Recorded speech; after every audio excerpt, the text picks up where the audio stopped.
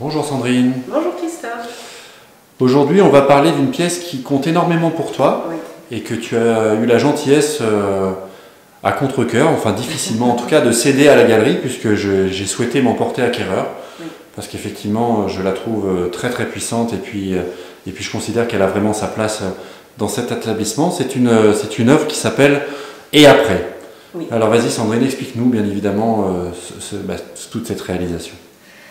Cette sculpture est une des pièces les plus importantes pour moi et je pense qu'elle restera une des plus importantes pour moi puisque je l'ai réalisée après la perte de mon papa, paix à son âme.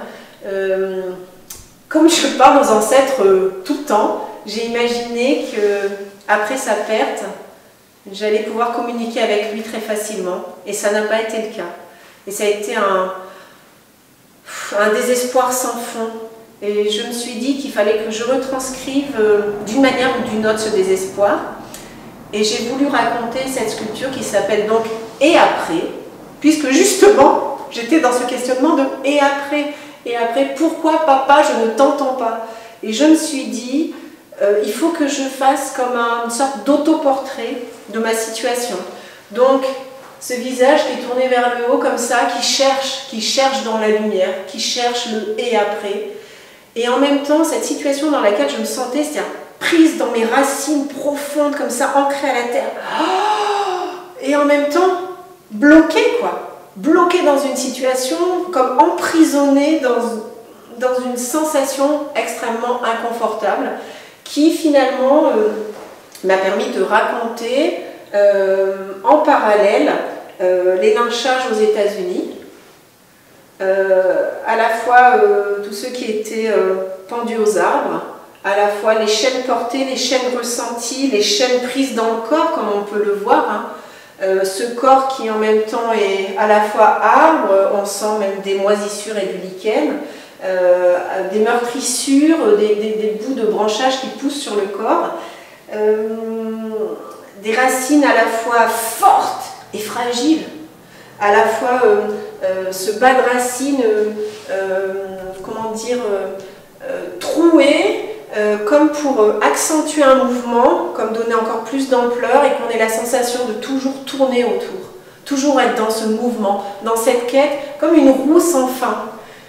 Je voulais vraiment raconter mon ressenti et quand elle a été terminée, je me suis dit qu'il était très peu probable que je me sépare de cette pièce un jour. C'est ce que tu m'avais dit. Voilà, ou peut-être pour un musée important ou pour une raison importante. Sauf que la raison importante, c'est ce lieu. C'est ce lieu qui a été, n'oublions pas, créé et ouvert pour moi, pour défendre ma création et mon âme. Donc comment ne pas accepter que la galerie en fasse l'acquisition? Mais quand même, je suis très heureuse de la retrouver parce qu'elle me manque beaucoup. Alors je crois qu'il ne faut pas avoir honte de dire, et tu peux le dire aussi, que tu es la seule galerie au monde, ici, enfin c'est la seule galerie au monde où tu es exposée, avec autant de représentations et de sculptures. Absolument. Ici c'est ma seconde maison. Rien que dans la galerie, il y a 18 pièces à moi, ce qui est à peu près inimaginable, et très courageux, puisque défendre cette cause, c'est courageux, bien sûr. Ce n'est pas facile.